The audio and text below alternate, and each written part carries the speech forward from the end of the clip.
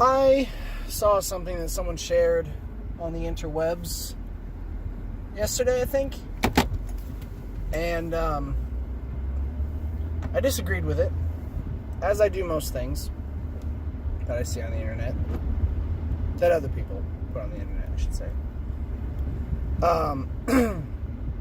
It said that complaining rewires your brain to be more anxious and depressed, or paranoid and depressed, something along those lines.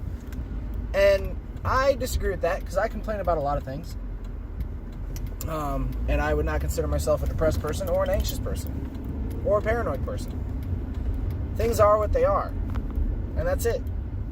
You know, life is what life is.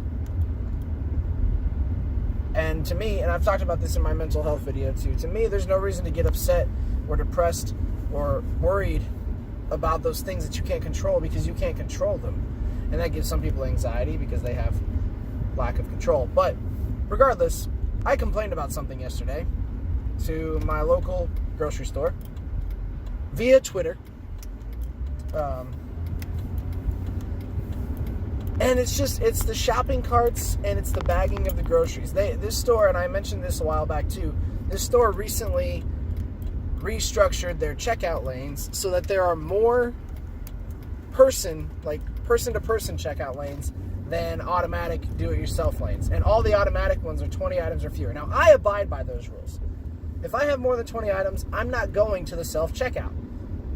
But they used to have self-checkout lanes that you could go through your whole cart, and it was a longer lane with a conveyor belt, and you didn't have to hold everything into like a 2 square foot area. You had the room and the space and the time to go through your entire checkout, which was fine. But they restructured it, so now you have to go to the people. I don't know if there were too many problems with the checkouts, whatever. Well, by going to the person, you are now giving that person the power to bag your groceries. And let me tell you, folks, not everybody is good at bagging groceries. I get that there's the element of like speed that has to be involved, but there's also like care for the person's items that they're purchasing. Like if I took the time to set all my boxed items, like cereal and like instant rice and anything that comes in a box, granola bars, whatever, if I put those up first, then bag those together, you know?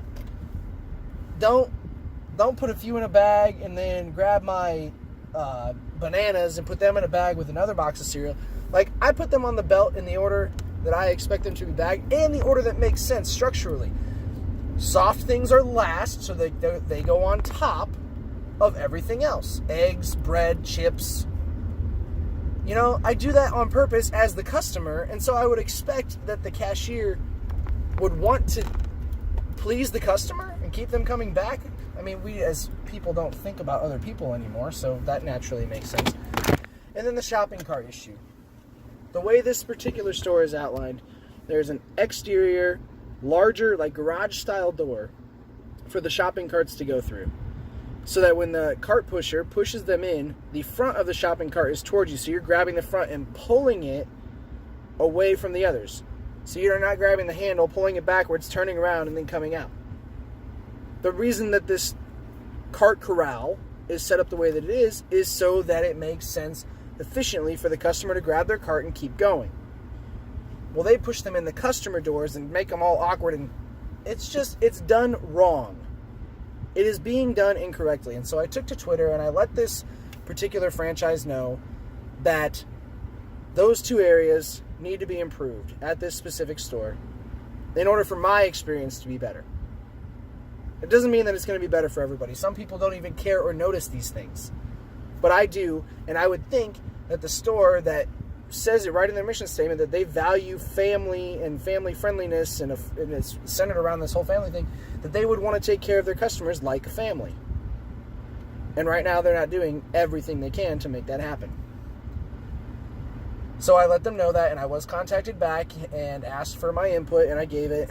We'll see what becomes of it. But just complaining is not a bad thing if it's done correctly. If I'm just complaining to complain about something, then that's a problem. That's a problem on my level.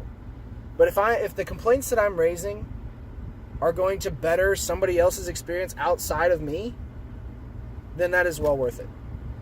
So there's nothing wrong with complaining as long as you do it correctly. And I'll see you tomorrow.